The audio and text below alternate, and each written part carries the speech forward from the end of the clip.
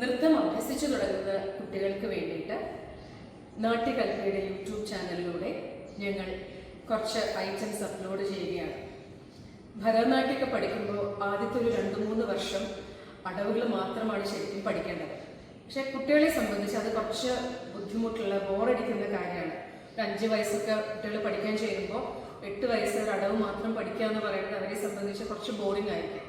അപ്പോൾ അവരെ കുറച്ചും കൂടി അത് എൻഗേജിങ് ആക്കാൻ, അവർക്കതൊരു എൻ്റർടൈനിങ് ആക്കാൻ വേണ്ടിയിട്ട് ചെറിയ ചെറിയ കൃതികളും കീർത്തനങ്ങളും ഒക്കെ എടുത്ത് കൊറിയോഗ്രാഫ് ചെയ്ത് അവരെ പഠിപ്പിക്കാറുണ്ട്. ഇതുകൊണ്ടുള്ള ഒരു ബെനിഫിറ്റ് എന്താണെന്ന് വിചാരിച്ചിട്ടുണ്ടെങ്കിൽ സ്വാഭാവികമായിട്ടും ഇപ്പോൾ കൈകളുടെയും കാലുകളുടെയും ആ ഒരു കോർഡിനേഷൻ കുറച്ചും കൂടി എളുപ്പമാവും.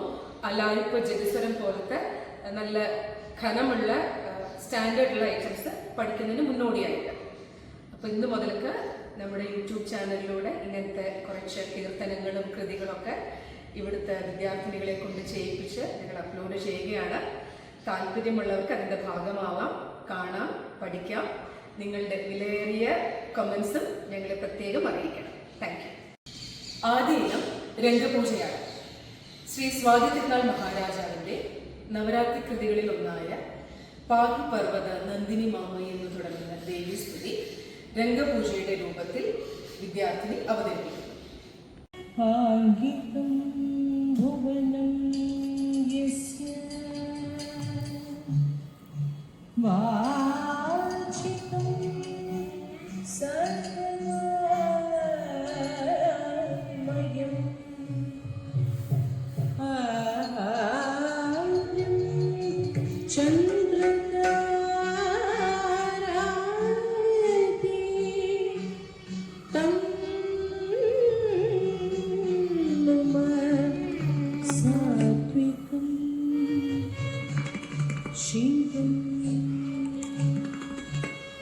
भरत कुल भाग्य कलिके